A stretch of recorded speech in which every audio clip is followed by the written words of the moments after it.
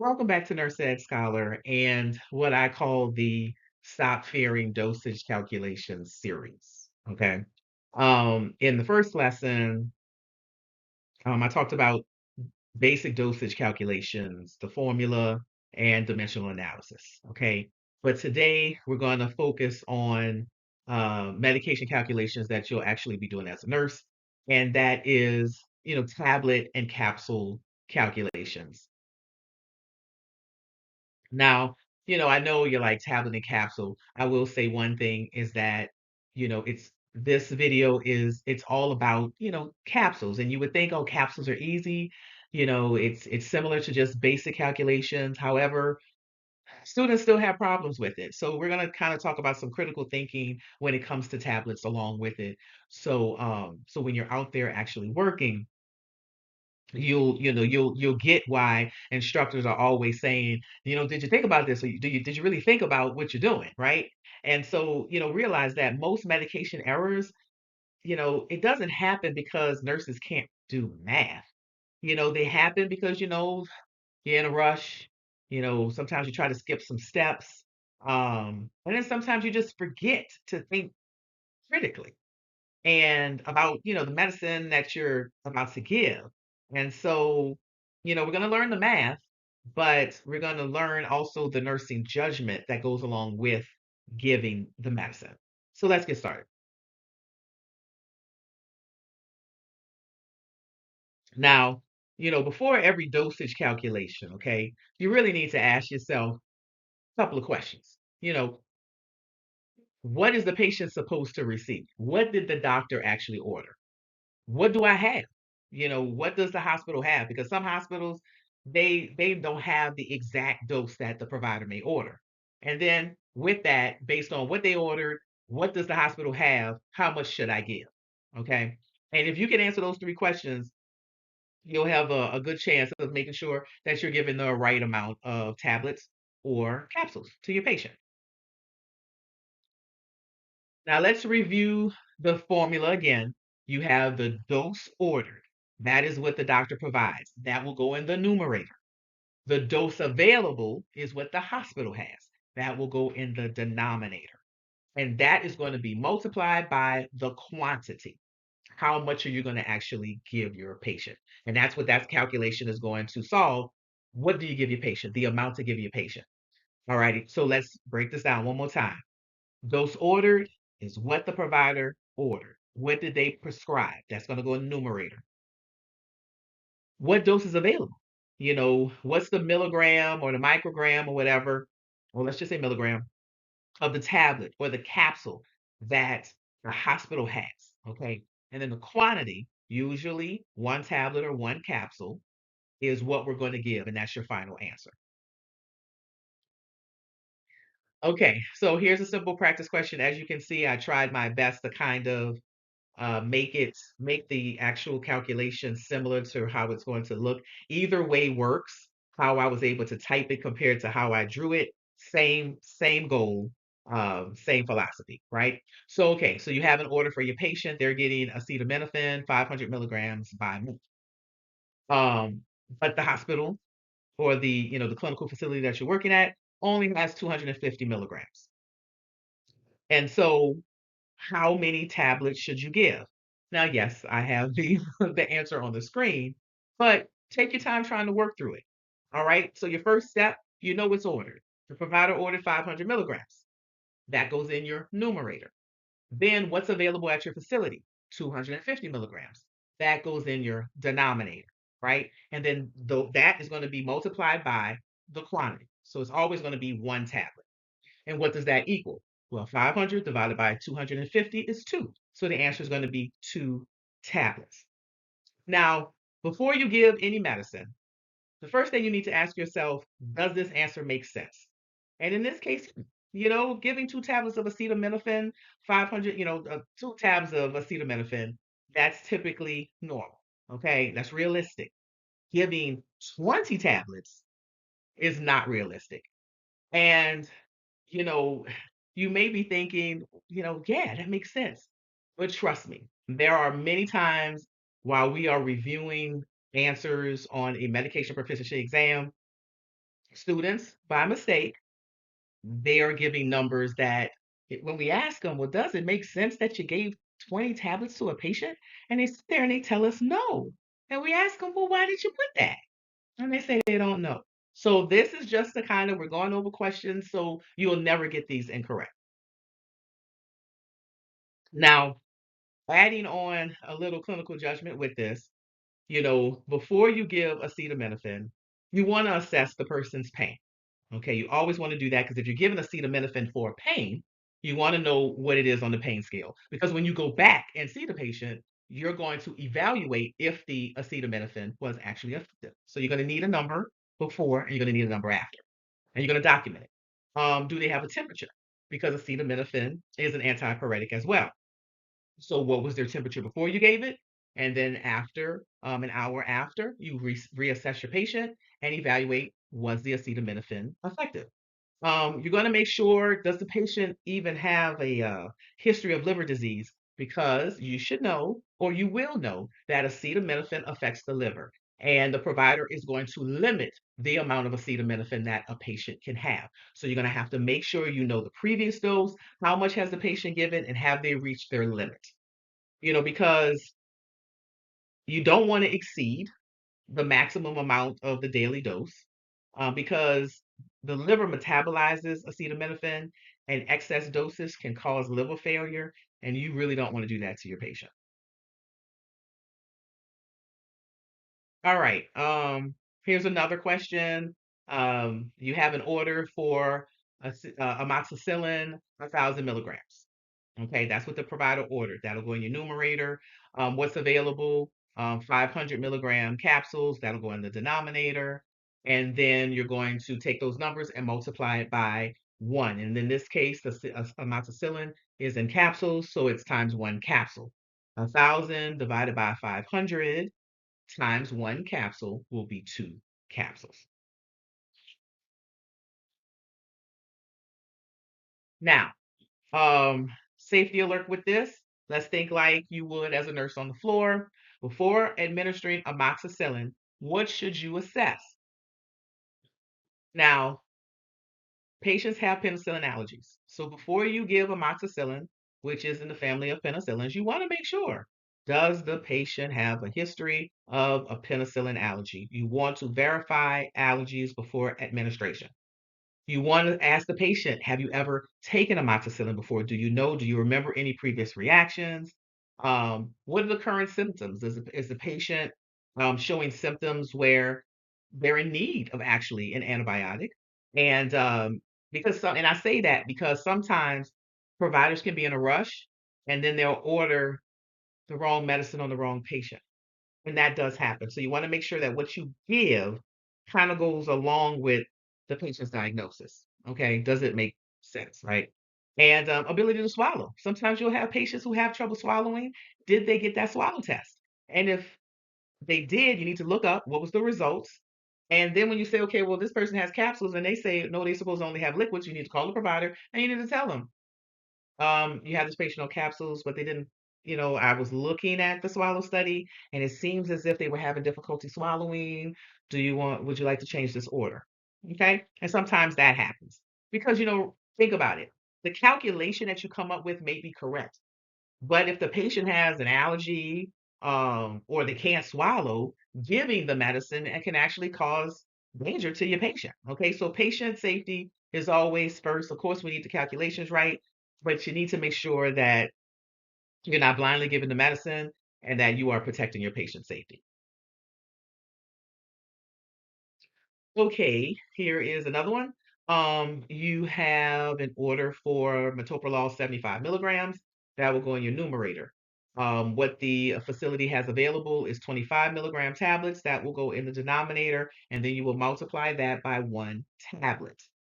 Okay, so 75 divided by 25 will equal 3, and it will be 3 tablets. Okay, now, notice, and I really didn't talk about this before, but when you're doing these, notice that the milligrams, they cancel out. The one in the numerator, you have one in the denominator, they're both milligrams, they will cancel out. And what's left is that 1 tablet. And that's how you know that your answer is correct because it's giving you the amount that you should give your patient. Okay. Now let's think about metoprolol real fast. Metoprolol is a beta blocker, and you want to assess their blood pressure and their heart rate prior to giving because typically you'll look at the hospital policy, you'll look at the policy of the provider, and typically sometimes they say to hold metoprolol if the pulse is low. Typically lower than 60, but follow the policy of the hospital and the policy of the provider. But they will have parameters and they will tell you to hold, I mean, don't give that dose of metoprolol if that patient's heart rate pulse is below a certain number because beta blockers decrease heart rate. All right, so let's move on to another one. Patient has prednisone. Prednisone 30 milligrams by mouth. That'll go in the numerator. The facility only has 10 milligram tablets. That'll go in the denominator. 30 divided by 10 is 3. You know, the milligrams cross out, and then you only have one tab, and so that means you'll have 3 tablets. Okay. It's the same, but I'm trying to drill this in. You're like, oh my goodness, but I'm trying to drill this in. Okay. So let's look at the patho behind it, right? So before you give prednisone, and I'll tell you, you're gonna get this on exams, okay? Before giving prednisone, remember, prednisone suppresses inflammation. However, it can cause certain things. So prednisone can cause the patient's blood glucose to be elevated, right? Um, Prednisone can actually um, suppress, I guess, in a sense, the signs of infection, which will increase the patient's infection risk. And you need to make sure, does the current illness go along with the patient receiving um, prednisone? Because, like I said, prednisone suppresses inflammation and it suppresses the immune system. So, a patient taking prednisone may not show signs of infection clearly. Now, this is just a little caveat. You know, sometimes, depending on the diagnosis, when a patient is receiving prednisone for like a bacterial infection or like some kind of infection, that you will always see it with an antibiotic because of this, because prednisone can suppress the immune system. So then that means that the bacterial infection can get worse. And so typically you'll see an antibiotic with it. So that's just a little extra. It has nothing to do with calculation, but I wanted to say that. Okay, let's look at digoxin. So the provider ordered digoxin 0.25 milligrams, but the facility only has 0.125 milligram tablets. Okay, so when you set it up, the provider, what they ordered goes in the numerator, 0.25 milligrams. And what the hospital has goes in the denominator, 0.125 milligrams, times, and it comes in tablets, one tablet. And 0.25 divided by 0.125 is 2. So before I move on, I added a few things with this. Um, when you're giving your patient digoxin um, slows the heart rate down. Okay, and so you'll always see, and it's understood, but you'll see orders to obtain an apical pulse, and you'll also see orders to where you have to watch the potassium level. And the reason being is that if the potassium level of a person getting digoxin is low, it increases their risk of getting dig toxicity. And if the potassium is high, then it can decrease the effectiveness of the digoxin. And so if you're looking for dig toxicity, the patient may have anorexia, nausea, vomiting, diarrhea. They may be complaining of blurred vision, irregular heartbeats, abdominal pain, some confusion, bradycardia. So that's why it's so important. And that's why we drill you in pharm class, because we want you to know You're giving this medicine, but you have to know what it affects and you have to know the side effects. You have to know to look at the labs and how are they all interconnected. All right. So, okay. So I just threw this in. So a patient, you're going in and you're assessing your patient. Your patient has a pulse of 52, and that patient is taking digoxin. Okay. What should the nurse do? Should they give the digoxin? Do they give half a dose? Do they hold the medicine? Or do they recheck next week? So the answer's on the screen. And so you're going to hold the medicine and notify the provider. And why? Because you're supposed to hold DIG if the patient's apical pulse is less than 60. Well, this person in this scenario, pulse is 52.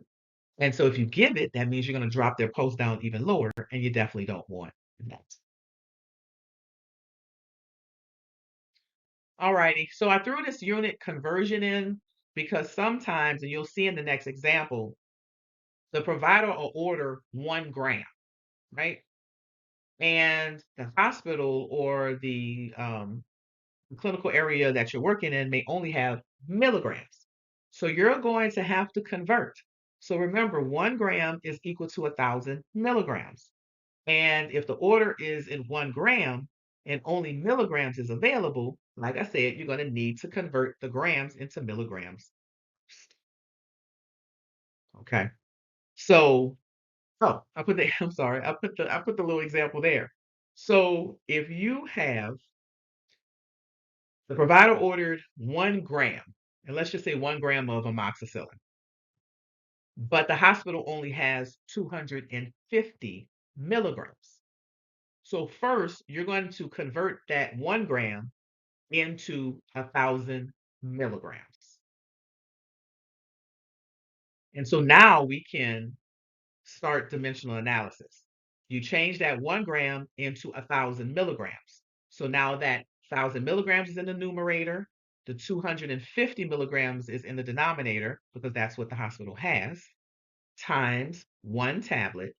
And so 1,000 milligrams divided by 250 milligrams, because the milligrams will be crossed out, will equal 4 tablets. So would it be safe to give 4 tablets? Um, for amoxicillin? Yes. Would it be safe to give 40 tablets? Well, no. You know, 40 tablets of anything will be too much. So always determine if your answer is reasonable. Okay, now I know these questions are simple, but trust me, people make mistakes at times. Okay, so let's look at a little quick case study. So you are taking care of Miss Jackson. She's 72 years old. She has a history of heart failure and hypertension. Vital signs, blood pressure 92 over 58, heart rate 48, respirations 18. And the doctor provides an order for metoprolol. Now, metoprolol is used for heart failure patients, so this is an appropriate medicine, 50 milligrams by mouth. Well, the facility only has 25 milligrams. And so you are going to perform the calculation. You're going to have 50 milligrams in the numerator, 25 milligrams in the denominator, times 1 tablet. So the milligrams are going to cross out. And so you're going to have, when you divide 50 by 25, it's going to be 2 tablets. Now, the calculation is correct, right? 50 divided by 25 is 2. Should we administer it? Remember, the young lady's heart rate was 48. Their blood pressure was 92 over 58. No, you should not give it. Yes, it's ordered. Yes, this is a medication that would be used for the patient, but you shouldn't give it.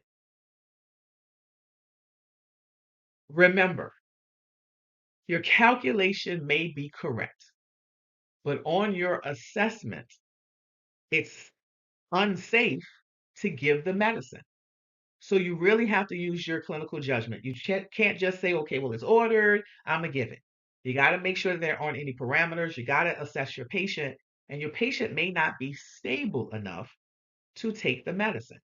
So when you're giving medicines, it's not just correct math. It's also is does the assessment of the patient go along with the medication that you're giving? So it's not just, oh, I'm passing some meds. There's a lot of things that go into it, and these medications can affect our patients in a negative way. So what will you do? Well, the heart rate was 48, right?